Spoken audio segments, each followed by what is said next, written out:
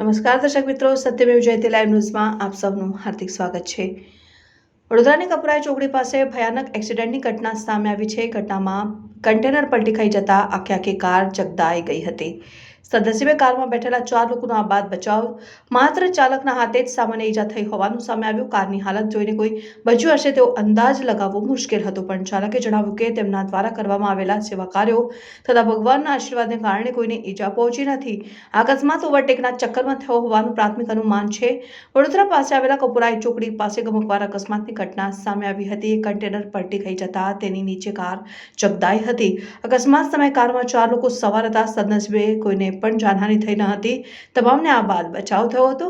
ઘટનાને પગલે પલટી ખાઈ ગયેલા કન્ટેનરને ઊભું કરવા માટે ક્રેન બોલાવવી પડી હતી। ઘટનાને પગલે 5 કિલોમીટર જેટલો ટ્રાફિક જામ સર્જાયો હતો। ઘટનાની જાણ થતાં જ પોલીસ સહિતનો સ્ટાફ ઘટના સ્થળે દોડી આવ્યો હતો અને ઘટનામાં મદદરૂપ થવાના પ્રયત્નો કર્યા હતા। કાર ચાલક સંદીપભાઈ પટેલે મીડિયાને જણાવ્યું હતું કે હું કાર ચલાવતો હતો અને અમે સુરતથી કેશોદ જઈ રહ્યા હતા અને મારી અને બાજુની કાર ચાલી રહી હતી અને તેને ઓવરટેક કરવા જતાં મેં કાર ધીરી કરી દીધી હતી અને તેણે પણ કાર ધીમી કરી દીધી હતી અને ઇકો કાર જતી રહી હતી અને અમે કાર ધીમી કરતા પાછળથી આવતા વાહનનું બેલેન્સ ખોરવાઈ ગયું હતું, જેથી તેણે અમને બચાવવા અથવા તો અન્ય કારણોસર કન્ટેનર ફેરવી દીધું હતું, જે ફરીને અમારી ઉપર પડ્યું। વધુમાં તેમણે જણાવ્યું કે ભગવાનની કૃપા રહી છે।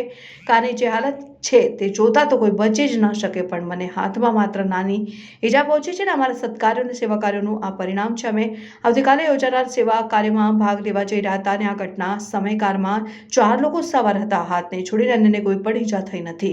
બધાએ બચી ગયા છે અને આવી હાલતમાં કોઈ બચી શકે તેવો અમને પણ વિશ્વાસ નથી આવતો।